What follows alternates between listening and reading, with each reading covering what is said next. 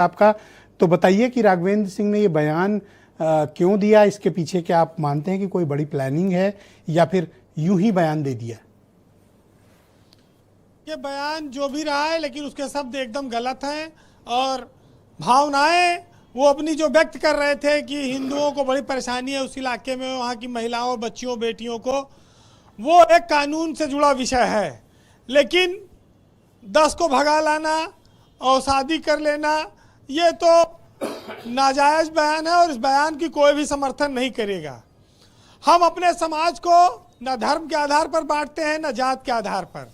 नफरत करने वाले लोगों के लिए जो बयान है वो देते हैं, वो हमारी बहन बेटियों, उनकी इज्जत, सम्मान और भावना का उनको ध्यान रखना चाहिए, क्योंकि कोई भी धर्म नफरत नहीं सिखाता है। भारत में मुसलमान को भगाया नहीं जा सकता है, मुसलमान को कहीं भी अलग नहीं कर सकते हैं। बयान नेता चाहे जितना दें, लेकिन आज भी तमाम रिश्ते नाते हिंदुओं के मुसलमानों से हैं।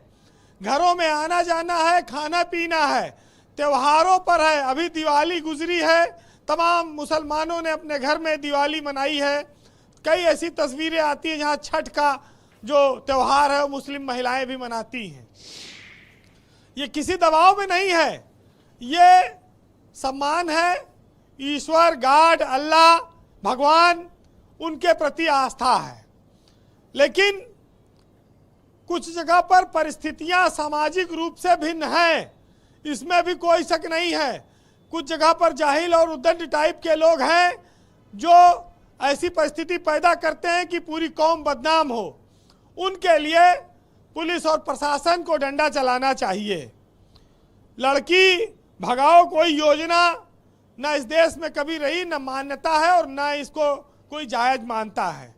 लड़की भगाओ नौकरी पाओ, ये जरूर है कि राघवेंद्र सिंह हिंदुत्व के एक बड़े नेता के तौर पर रहे, राम मंदिर आंदोलन में रहे हैं और बीजेपी के विधायक रहे, हिंदू युवा वाहिनी के नेता रहे। पूर्वांचल में वो एक जाना पहचाना नाम है और जहां से वो विधायक रहे वहां पर बहुत कम वोटों से वो जीते थे, 250-250 वोट से जीते थे पिछली बार, इससे था कुछ। वहाँ बड़ी कठिन परिस्थितियों में जीते थे।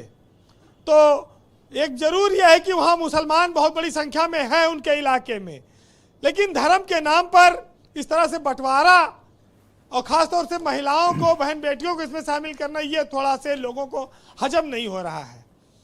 आप मुसलमानों को डरा के रखो, उनको कोई ऐसा गलत काम गैर कानूनी ना करने दो, वो सब ठीक है। लेकिन किसी की बहन बेटी को भगा लाने के लिए प्रोत्साहन करना ये गलत है और इससे ये धर्म नहीं अधर्म हो जाता है एक तरह से।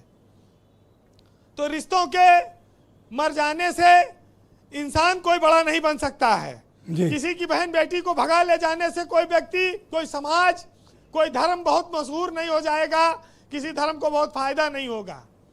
और प्रेम आदिकाल से हुआ है, मुगल काल में भी हुआ है, अंग्रेज काल में भी हुआ है और आज भी हो रहा है। प्रेम में न जात का बंधन रहा, न धर्म का, न खान पान का, न कोई सीमा रही जी। बस यह है कि अनैतिक प्रेम को दुनिया जानती है, अगर अनैतिक कृत्य होगा तो उसको दुनिया कहेगी। तो राघवेंद्र सिंह भड़काऊ है, लेकिन अभी चुनाव का भी मौका नहीं है, उनको इन चीजों से बचना चाहिए था। हालांकि उन्होंने अभी कुछ सुधार किया है। एक चीज जोड़िए, कंडीशनल कह दिया है। हाँ, कि हम समय काल परिस्थिति से बाध्य हैं। हाँ। हमारे मुंह से ऐसा निकल गया है। और सिन्हा जी की भर्त्सना सुनने के बाद तो हमें लगता है कि अगर सुने होंगे तो आधे पौना घंटे में स्टेटमेंट बदल जाएगा उनका। ब्रजेश जी, इस देश में जी कबीर रहे, रहीम रहे, अब्दुल रहीम खान खाना रहे, सूरदास रहे, तुलसी रहे, सबने हर युग में रहे, मुगल काल में भी रहे, तब भी आज़ादी रही लोगों को अपने अपने धर्म को मानने की, बोलने की। लेकिन थोड़ा जब समाज में विघटन बढ़ा, सियासत इन्वॉल्व हुई, तो ये सब तरह बयान आते रहे हैं और इन पर हम लोग चर्चा करते हैं। आज 2 लाइनों में सुनिएगा कि सियासत आखिर इस बयान से चाहती क्या है। आप इसमें सुनेंगे तो आप समझ जाएंगे कि मैं क्या कह रहा हूं। कि अंधेरों से मिलाकर हाथ अपना छुपाकर मुंह उजाला जा रहा है, और जहां चावल उबाला जाना चाहिए था वहां कंकड़ उबाला जा रहा है। वाह वाह, बहुत बेहतरीन बात आपने की। बहुत शुक्रिया वीरेंद्र जी, बहुत धन्यवाद आपका ग्राउंड जीरो से अपने इनपुट, फीडबैक और पॉलिटिकल ऑब्जर्वेशंस हम तक पहुंचाने के लिए। पर भाइयों, दूसरा राउंड है, इसमें सीमित